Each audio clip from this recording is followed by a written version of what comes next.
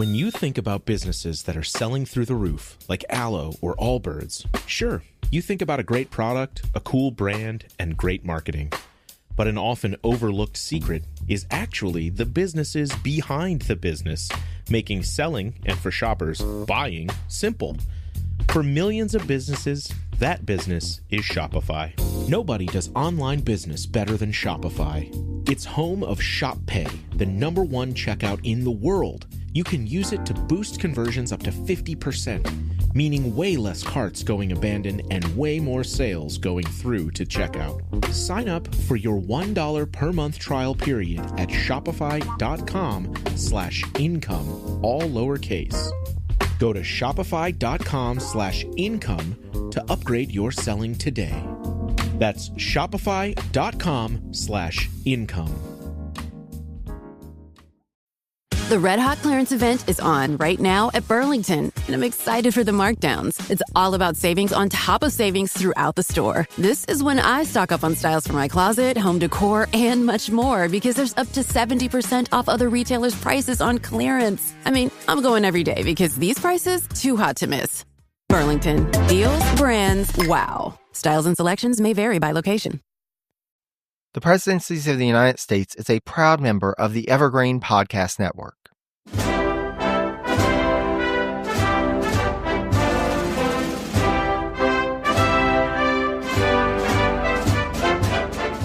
Just like us, sometimes American presidents need to get away from their day-to-day routine in order to pause and reflect.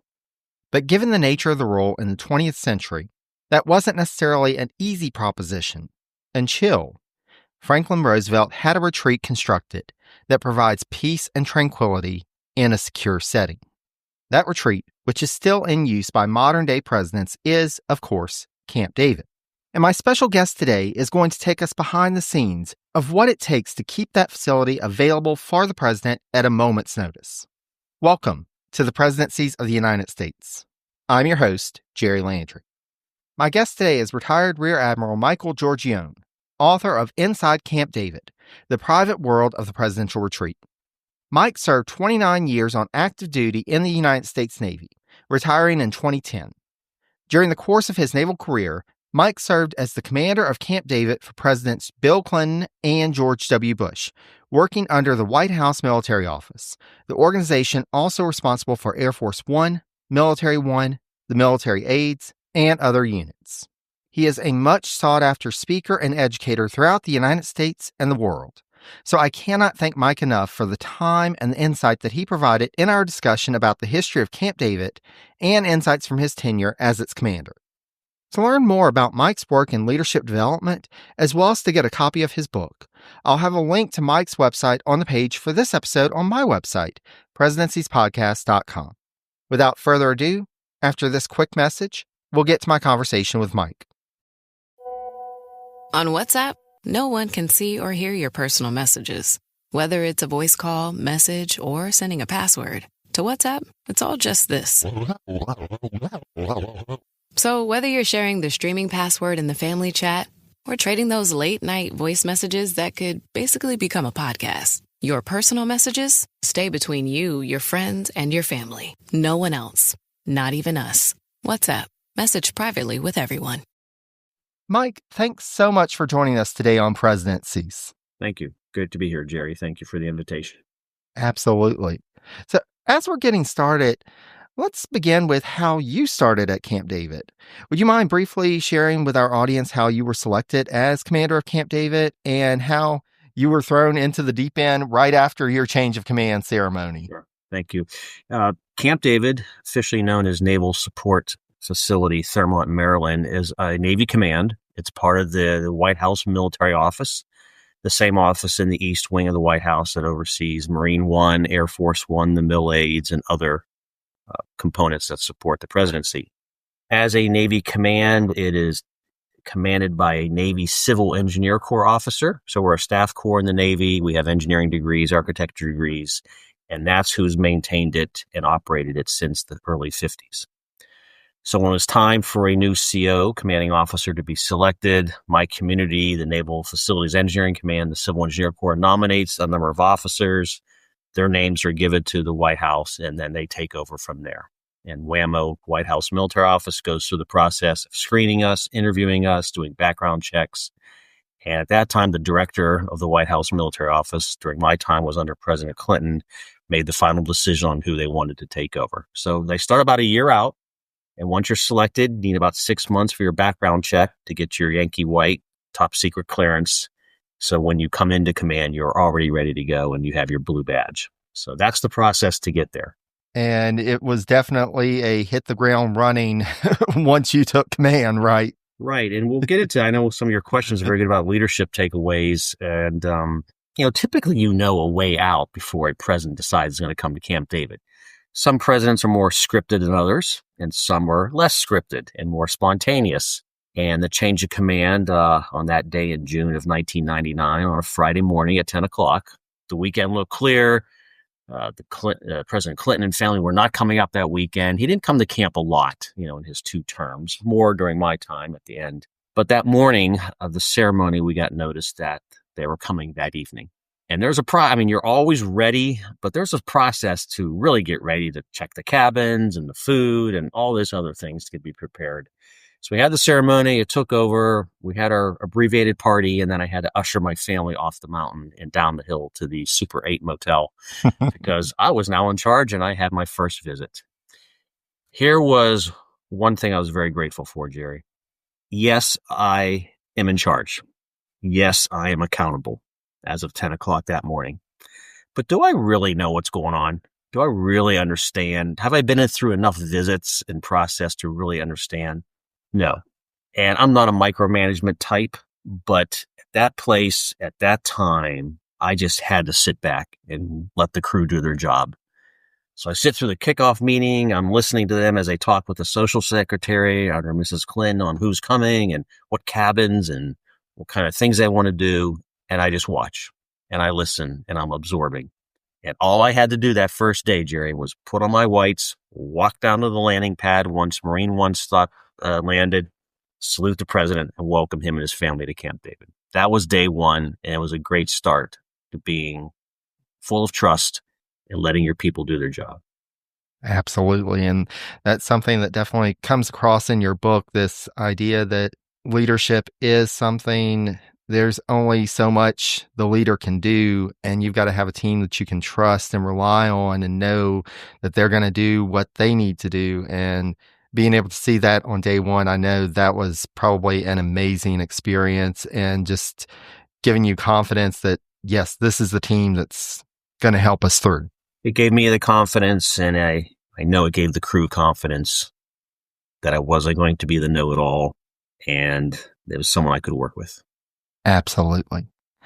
Well, and as you highlight in your book, by the time you took command of Camp David, it had been in use as a presidential retreat for over 60 years.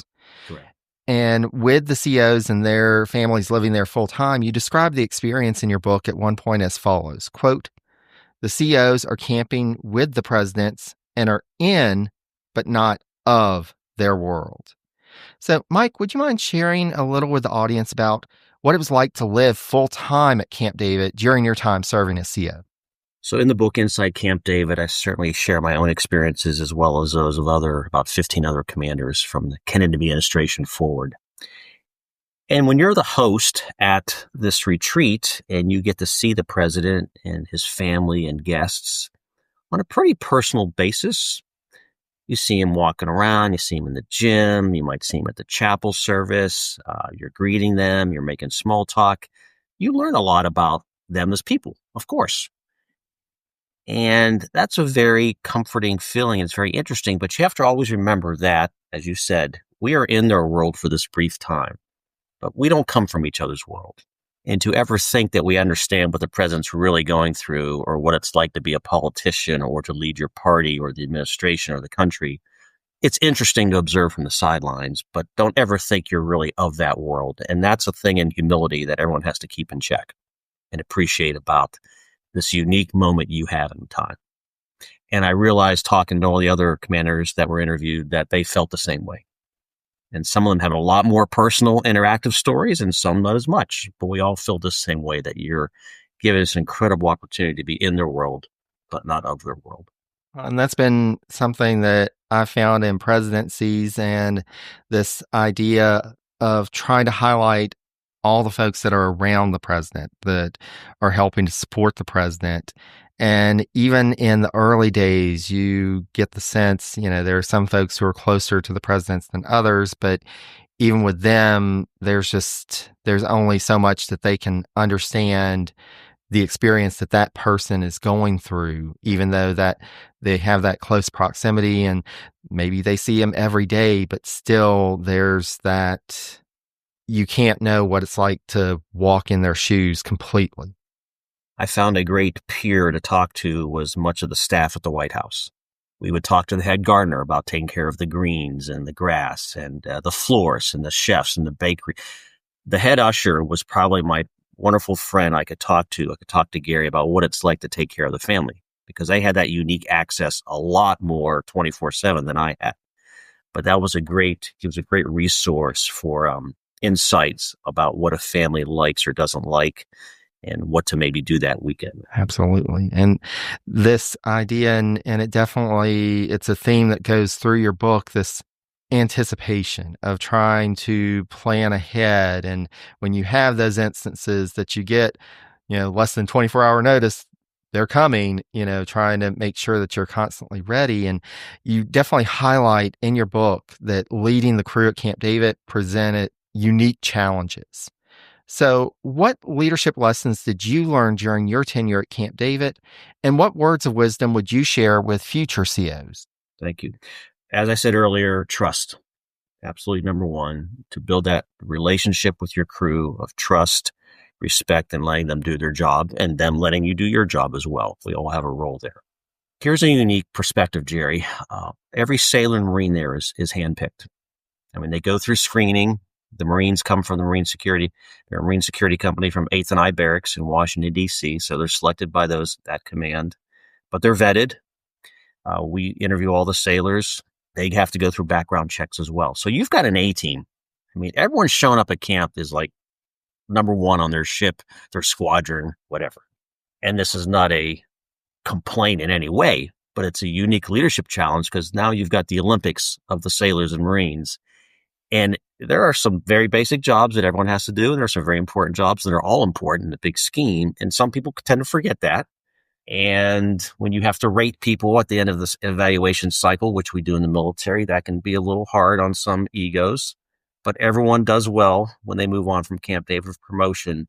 But having a team of A players and leading them was a challenge in itself. Would I want it any other way? Not really, but I learned what an interesting perspective that you have that dynamic added to it. Some folks, we go there for a little bit and you can't stay too long. And again, this is part of that in their world, but not of the world. You remember, you're going back to the fleet. You're going back to the Marine Corps to do the rest of your career. And this has been an opportunity for many of us to get an incredible start and to really learn a lot about this part of our mission.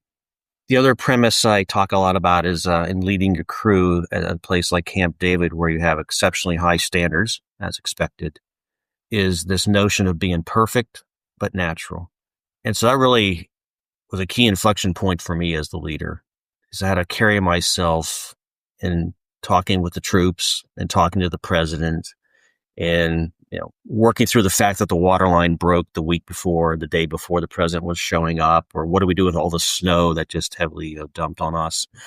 All these things on being this high standard, almost perfect place, but doing it in a natural way, not too casual, not too uptight. And that was, to me, one of the biggest takeaways too, is about how to lead people, even in intense moments, but do it in a very collaborative, in control, non-chaotic way.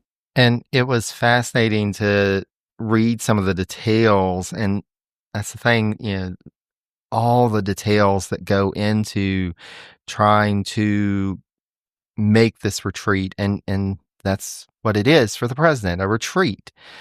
And trying to make it the best experience possible. And sometimes that requires, you've got to think through these little details that can be big. It's amazing to think through. And like you said, that idea, you want it to be casual because it's supposed to be a retreat. Yes.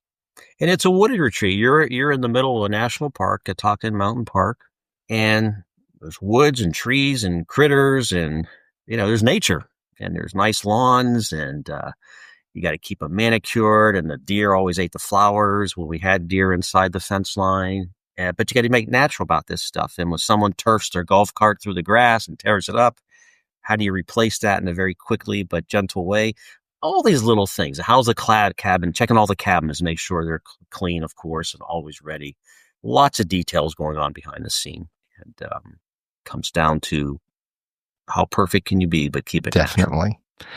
Well, and you helped the readers in your book to understand just how this was a special place. And at points in your work, you describe how the COs, yourself included, have felt an eerie feeling at Camp David and how the camp has a quote unquote spiritual energy.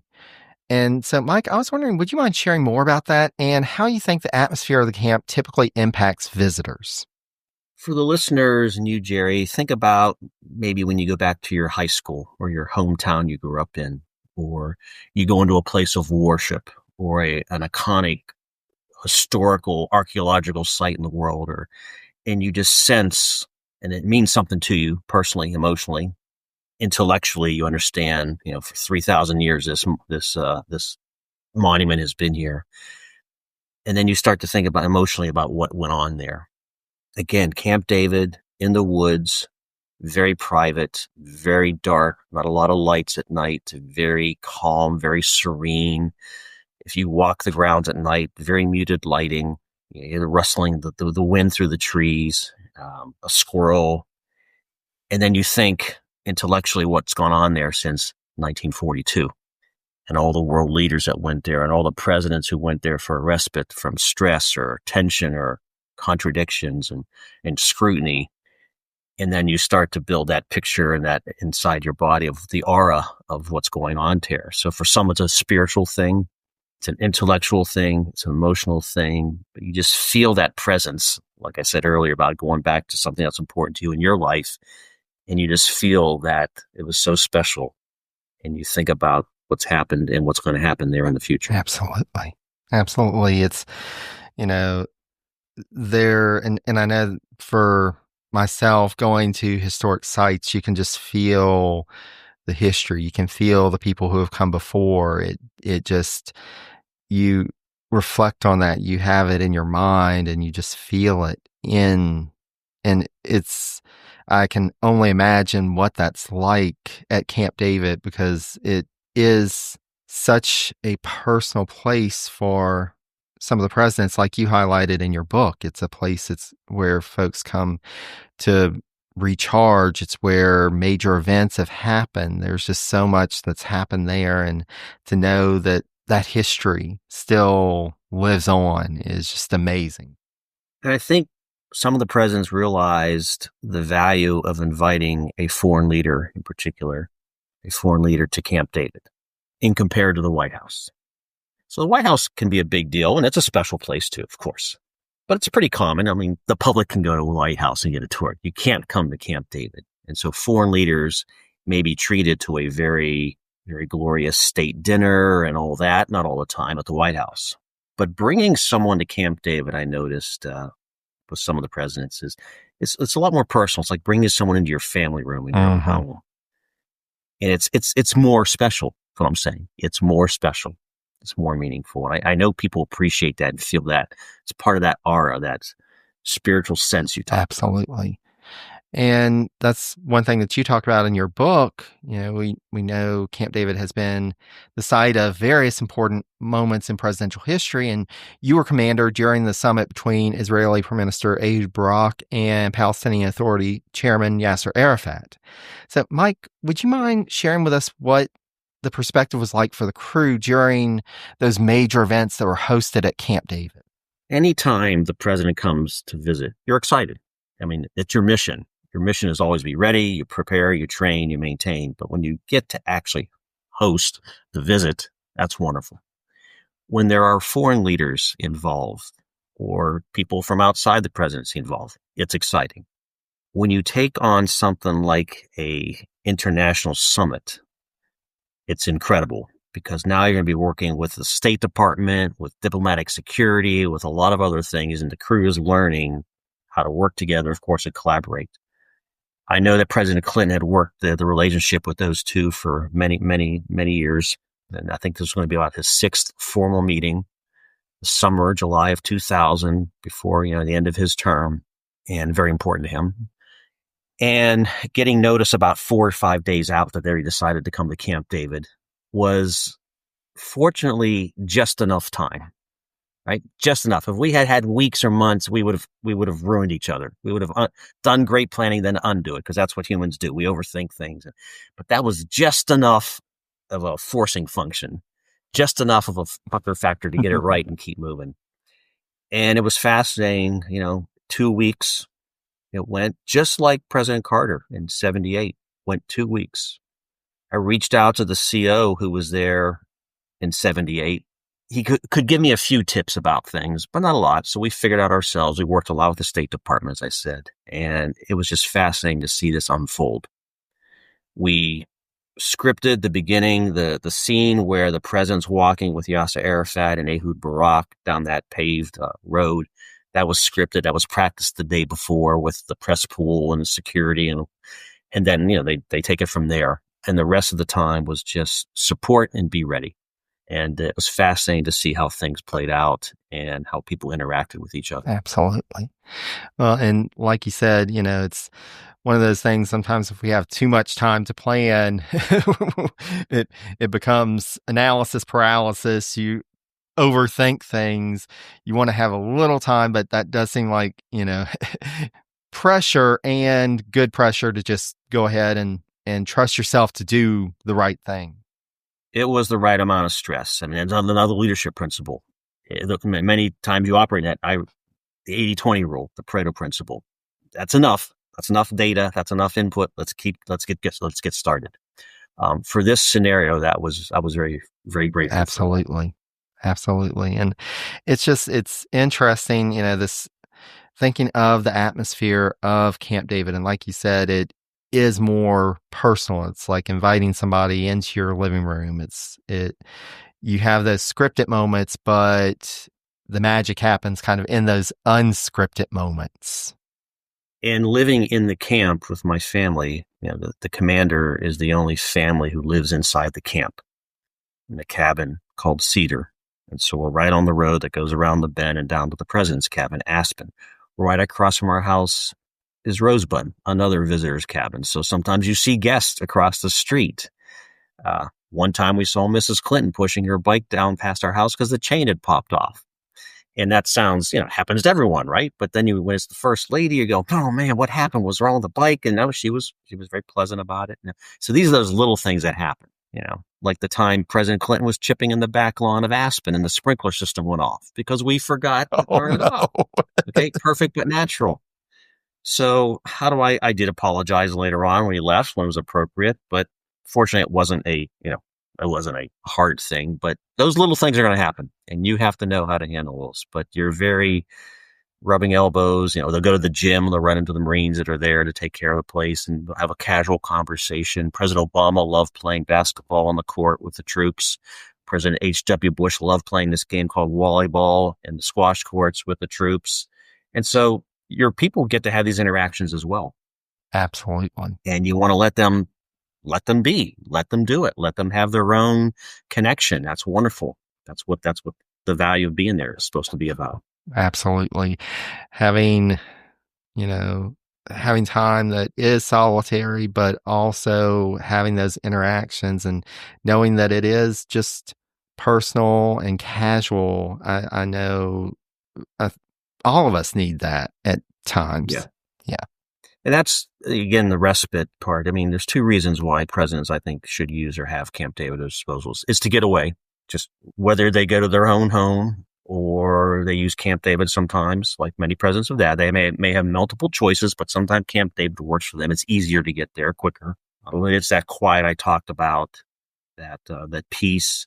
There's no press unless you bring them in. There's no one else there. It's for you and your guests.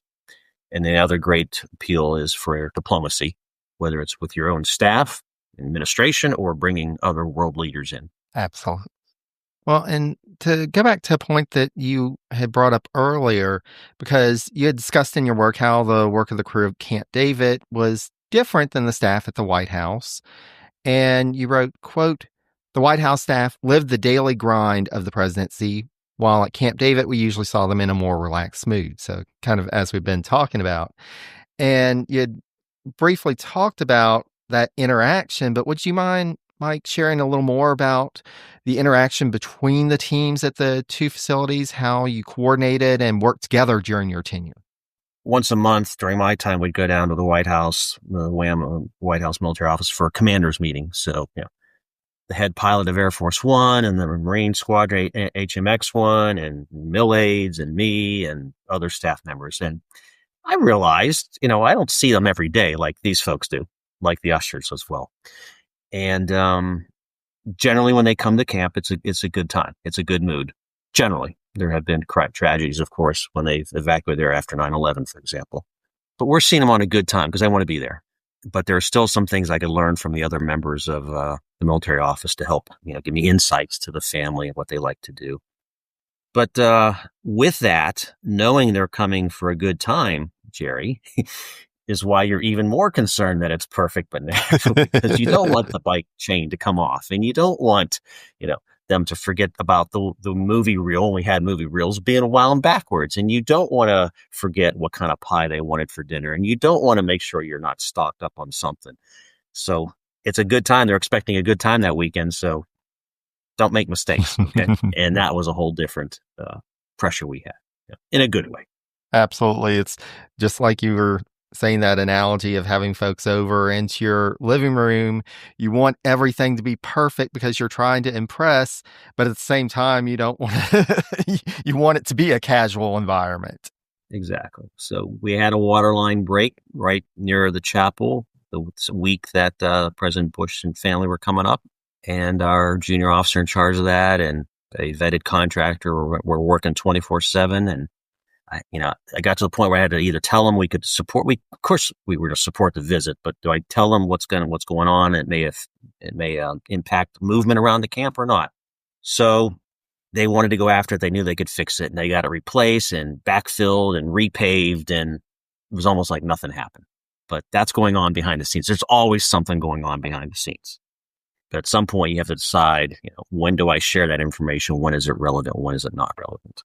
And I found that another test of leading at Camp David as well. Absolutely. And I think that all leaders have that, everybody doesn't need to know how the sausage is made. It just needs to happen. But there are those times that you have to say, hey, here's what's going on. Yeah, absolutely. And most people, when you tell them and you own it and you apologize with no but, people appreciate that. Yeah. Even the presidents, they appreciate you just own it and you keep going. Absolutely. Absolutely. And it's, as we've talked about, this place, Camp David, has such a rich history. And you go into that in your book. You really help us to understand how it's functioned for decades and what it looked like, and the innovations that came up, the changes with technology, with the facilities. And so I just wanted to ask, Mike, in the course of your research into the history of Camp David, what was the most surprising thing that you learned? I described that spirituality, that aura of the camp. And I also described how you're still in the mountains and the woods. And, it's a very rustic place. It's well maintained. It's manicured, naturally manicured. Don't want to over manicure things, but it's still single story cabins, and they have old plumbing and electricity. And one of the hardest things which has been rectified over the past 10, 15 years, is upgrading the cabins. Not changing the exteriors, but just upgrading all the utilities. And I was surprised how many things we had to deal with behind the scenes, because the presidents are there a lot, even during the work week. You don't want to take a cabin down to the studs to rebuild it because they're coming the next weekend. Each president and first family redecorate the cabin interiors, most of them. So that's up to them. So that'll change at times, but you've got the shell and utilities to take care of. That surprised me that for now 83 years, it's still a maintenance challenge like any home is to any listener. I've always been touched more than surprised about the cards and letters I get from people that I've never met, who either served there or served in the town of Thermont, and they send me a note or they send me the book, and I'll offer to sign it for them and send it back. That's always been touching to know you are sharing history with people that had some idea or have maybe had some connection in their life with it, and they appreciate the stories being told. They appreciate that you recognize the town of Thermont and how supportive they've been for 80 plus years. And you talk about the Park Service and the relationship I have with the park ranger, because we are inside the park and we have to work with them on road access and weather conditions and all. And that's an important community relationship as well. You know, our kids are in the school sports and all the activities, and many of our parents were coaches and teachers. And so you have this nice relationship. They're all very curious about what goes up on the hill because very rarely is anyone invited or able to go there. So there's that little bit of, not quite attention, but a little understanding or a little curiosity. And people are really fascinated when you befriend them and you can share a bit about what happened that weekend. Because they know something happened because they saw the helicopters. They just don't know what happened that weekend. Well, and you talk about that in your book, despite the fact that Camp David by necessity has to be a secure facility. At numerous points, you discuss how the first family and the staff at the camp interact with locals in the area. And so you mind telling a bit more about the camp's coexistence with the local community and especially, like you said, you've got to take your kids to school in the local area and trying to make that experience as quote unquote normal as possible, but realizing it's going to be unusual. And certainly things have changed over the decades with security.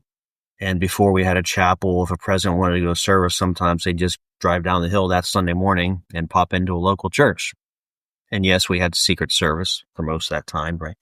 But, it was a lot more low key, I'll say. President Clinton loved going golfing in local golf courses. So whether outside Thermont, Frederick, Maryland. And so we have a detail and a process to do that. So he would leave. President Bush loved going outside and jogging the trails, but then 9/11 changed again security posture and things we had to do. I know the town appreciated when a president did show up. It's rare anymore. Or when they went to a restaurant once, we had to have clear access and vet the food and the security, but the locals appreciate that. And they're very humble, of course. You have to be a rural community as Thermont, to appreciate that role and that history they have. But I found, again, I talk about the superintendent of the park becoming a good friend, talk about some of the restaurant owners and the teachers in the schools who know our families and know our children. That you want to have a very positive relationship with them. And I think we've done well over the years to maintain that. Absolutely.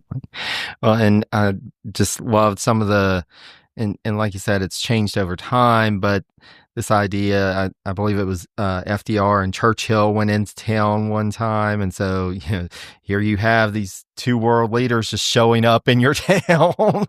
Right. They're a perfect example, Jerry. And, or them going to a nearby stream in the Catoctin Park at the time and fishing. Absolutely. And they could do that. I mean, that was part of that engagement of building a relationship with the world leader as we're figuring out how then the U.S. is going to support Britain and the Allies during the war. Yeah. And then, you mentioned going to church, this idea that, you're going to church service and here comes LBJ. Okay. Hello. Can you move in the pew, please? Yeah. Well, and that was an interesting part of your book where you talked about the chapel and its construction, that it is still a relatively recent addition to Camp David. It is. Prior to George H.W. Bush administration, there was no chapel. So if a president wanted to attend a service, they either did his own thing in his own cabin or went into town, as we've been talking. After the assassination of President Kennedy and many years later, a local contractor had done some classified work there, meaning he was vetted to come into camp and do work, got the permission from President Reagan to raise private money and then build the chapel, Evergreen Chapel, and then gift it to the United States. And that chapel, Evergreen Chapel, was dedicated in 1991 under President George H.W. Bush. We got to celebrate the 10-year anniversary. And so we had the same service, the same religions represented and spoke, and then it had a little breakfast reception afterwards. And that's been the place. It's an ecumenical chapel. We do have services based on the president's practice. We do have a Navy chaplain assigned to us. We do bring in, other denominations from local community if we need them for whatever the president prefers. But we do have that chapel, a gift to the United States. And it's another wonderful place of spirituality within the camp of spirituality where people can go and just sit and reflect. And it's a great, great asset and great opportunity that we had that for us. Well, and the fact that the impetus for it came from somebody in the community, it shows how invested the community is in Camp David and wanting to make sure that it keeps going. Yes, exactly right. Thank you, Jerry. Absolutely. Now, we've talked about, some presidents use Camp David more than others. And we've seen a decline in the usage of Camp David by presidents post George W. Bush. Mm-hmm.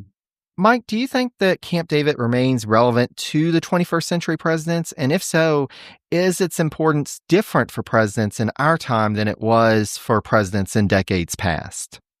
Certainly, as I said earlier, some presidents have homes and some go there. I mean, the Bush family had Kennebunkport, Bush 43 had Crawford, and they went to both a lot, but they also always went to camp for Christmas. And that was just something the Bush family did all the time.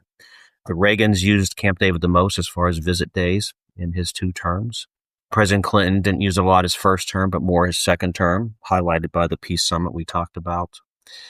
Again, it depends on the president, of course. Does it work for them? Is it somewhere they want to hang out personally, or do they want to go to their own home? Is it somewhere they want to bring foreign guests? Again, I've emphasized the value, I think, of bringing a world leader there. It can be a different tone depending on the situation that you're talking about or what's going on. But I think it's still very relevant. It's an asset maintained by the Navy, and it'll depend, Jerry, on the president. I see some, as we look decades ahead, who are going to use it a lot. Some won't use as much, just like the history of the past 83 years. Truman, it was basic then, but Truman didn't want to go to Shangri-La. He went to the presidential home in Key West, Florida. Now, that's quite a difference in the 50s to go that far, but that's what he preferred. Rarely went to Camp David. So some see the utility and the practicality of using it because it's so close and so accessible, and it's always ready for you. And I think that's one thing that you highlighted as you go through the history of Camp David, because it really did begin with this idea of a retreat and what that looks like maybe different for different presidents. And some presidents adapted things to meet more of their needs. But then you start to get this idea of Camp David as a place to bring other world leaders, to have these unscripted moments. And it'll be interesting to see how that changes as the world changes, as these, how people interact and how people, have that leisure time, how that changes. President Roosevelt in deciding that Camp Number 3, built during the New Deal era and the Civilian Conservation Corps, was going to be his Shangri-La, a place to get away since he couldn't go out on the presidential yachts in the 40s. I really set the tone. Give me a place I can get away from the White House in the 40s. Give me a place where I can go recreate, where I can bring world leaders, Winston Churchill. And he really set the tone of how it could be used for the next 83 years. And it was a great example of the utility of Camp David and having this retreat so near to the White House. Absolutely, because, it is a place that you can quickly get away. Even with modern transportation, it can be more effort to try and get back to the president's home versus just wanting to get away for a night or a weekend. Yeah. And Roosevelt, again, he had Warm Springs, Georgia. He had his personal home in Georgia.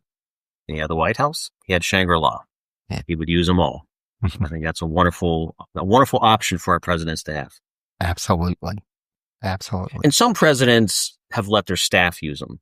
It's not that common, but some presidents, if they don't visit a lot, maybe have let the VP use it. When I was during my time in the Clinton administration. The Carter family came back to Camp David. And so I got to meet the Carter family and host them, just them, no one else, for the weekend. And, he had noticed how much it had changed and grown and all, of course, since the 70s. But that's interesting to see that. Some presidents bring celebrities and friends and music stars there, depending on who they hang with, right? Or who they want to invite. So you get to see a little bit of that as well. That's part of that in the world, but not of the world perspective again. I can only imagine, just how surreal of an experience it was, not knowing who may show up, what, celebrity, world leader, who you may meet in the course of your tenure. Mm-hmm. And if there's a lot of children, grandchildren, we have activities. If it's a Christmas or a holiday, we're going to do various things, or they want to do these things. The key person I would work with during both administrations was the social secretary of the First Lady. That was probably one of the most important relationships I had to have, was with the social secretary of the First Lady. Because in this case, she always had access or had the best possible information about who was coming and what they wanted to do. And so that was an important relationship to continue to foster and stay in touch with. Absolutely. Well, and Mike, just hearing about all the moving parts and all the relationships you had to forge and build in order to be able to do your role, to achieve your mission as the commander of Camp David. As we're wrapping up our conversation, I just wanted to ask you, what would you say is the key takeaway for readers of your book, and what lasting impacts did your tenure as CEO of Camp David have for you and your family?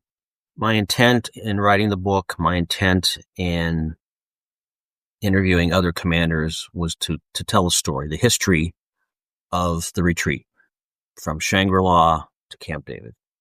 It was to weave in the personal stories of being a leader and what it means to lead a crew, have a mission, and many people can relate to that, whatever they do in life.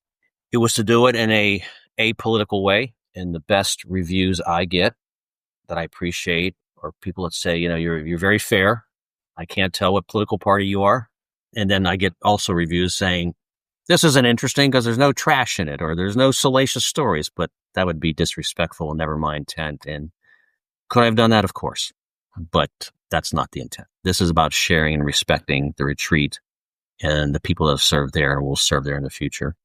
As a leader, I touched on a number of the inflection points and things I learned about leading a top-notch crew and learning how to be perfect but natural, learning about trusting your crew and letting their job, but realizing, of course, that you are still accountable for whatever does occur. Those are wonderful leadership lessons. And mid-grade in my career as a commander, that really helped set the tone for the rest of my time and what I do professionally and how I interact with people and how to keep it real, how to keep it honest and genuine. And that was the whole intent of the book as well. Just tell the stories, share the history. You don't need to go into anything else. That was not the intent. And you definitely achieved that with your book. It provides so much insight, not only into the history of this retreat, but the many folks that have been involved in that history, from presidents, first ladies, first families, to the crews that have served there, the COs that have served there. And for our listeners, I cannot recommend it enough. We have only scratched the surface of what all is in your book. And for our listeners, the book is Inside Camp David, The Private World of the Presidential Retreat. Mike, I cannot thank you enough for your time, but I also wanted to take a moment to thank you for your service. Thank you, Jerry. Appreciate the opportunity. And another part about the book is it's recognizing all the servicemen and women who serve the presidency in the White House Military Office, because there's a lot of talent there for years supporting our president and moving him safely around the world. And when he gets to come to Camp David, it's still very secure, but it's a little more relaxed, right? That's the point. It's a little more relaxed. So thank you for the opportunity, Jerry, to talk with your listeners and you about the history of Camp David and my personal takeaways and lessons. And it's a pleasure meeting you today. Thank you. Likewise, we are so grateful that you joined us for this time and for all the insights that you've provided. Thank you so much, Mike. You're welcome. Take care. Thank you, Jerry. Thank you so much again to Michael Giorgione for his time and for all the insight that he provided about Camp David and its inner workings in our discussion. There's even more to learn in his book, Inside Camp David, The Private World of the Presidential Retreat, so be sure to pick up a copy once you're done with this episode. You can learn more about the book as well as Mike's work in leadership development on his website, InsideCampDavid.com. I'll have a link to it on the page for this episode on my website, presidenciespodcast.com. There, you can also find past episodes of the podcast, links to resources on all the American presidents, and information on how you, yes, you, dear listener, can help to support the work of the Presidency's podcast. Thanks so much to all of our patrons. Their generosity helps to ensure that I have the resources needed to make this podcast available to all. If you'd like to join them for as little as $1 per month and get access to the ad-free feed of the podcast, special patron-exclusive episodes, and more perks, just go to patreon.com/presidencies to sign up. Beyond that, though, the quickest and easiest way to support the podcast is to leave a rating and review on Apple Podcasts, Spotify, or directly through my website, presidenciespodcast.com. Ratings and reviews help to get the podcast noticed, and I have to admit that those 5-star reviews give me an extra boost. If you have any questions or comments, please feel free to reach out to me via email at presidenciespodcast@gmail.com. You can also connect with me on social media if you're not already. I'm available on Facebook, Blue Sky, and Mastodon as Presidencies, on the formerly known as Twitter at Presidencies89, and on Instagram and Threads as Presidencies Podcast. Last, but certainly not least, I thank you so very much for listening. Until next time, stay safe and healthy, be kind to one another, and take care, dear friends.